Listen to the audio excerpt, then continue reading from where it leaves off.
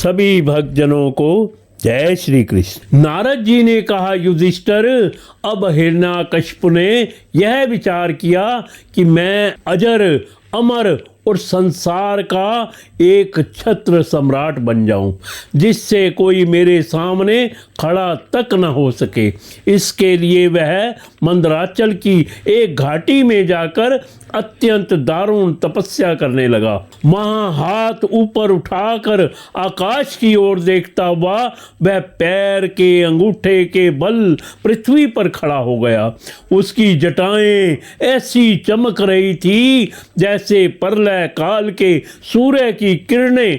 जब वह इस प्रकार तपस्या में संलग्न हो गया, तब देवता लोग अपने अपने स्थानों और पदों पर पुनः प्रतिष्ठित हो गए। बहुत दिनों तक तपस्या करने के बाद उसकी तपस्या की आग धुएं के साथ सिर से निकलने लगी।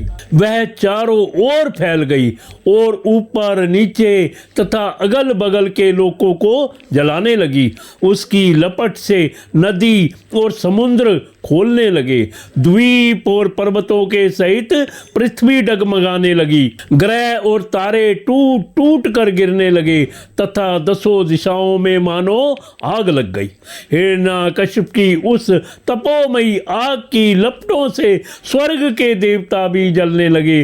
वे घबराकर स्वर्ग से ब्रह्मलोक में गए और ब्रह्मा जी से प्रार्थना करने लगे, हे देवताओं के भी आराध्य देव जगतपति ब्रह्मा जी, हम लोग हिरण्यकशिप की तप की ज्वाला से जल रहे हैं। अब हम स्वर्ग में नहीं रह सकते हैं। हे सर्वाध्यक्ष, यदि आप सब कुछ जानते ही हैं, फिर भी हम अपनी ओर से आपसे किस अभिप्राय से यह घोर तपस्या कर रहा है सुनिए।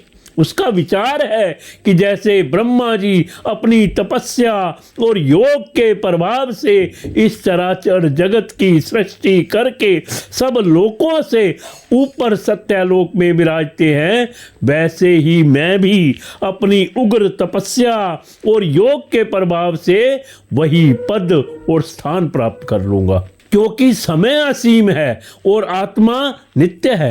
एक जन्म में नहीं, अनेकों जन्म, एक युग में ना सही, अनेक युगों में अपनी तपस्या की शक्ति से मैं पाप पुण्य आदि के नियमों को पलटकर इस संसार में ऐसा उलट फेर कर दूंगा जैसे पहले कभी नहीं था। वैश्वानरादि पदों में तो रखा ही क्या है, क्योंकि कल्प के अंत में उन्हें भी काल के गाल में चला जाना पड़ता है।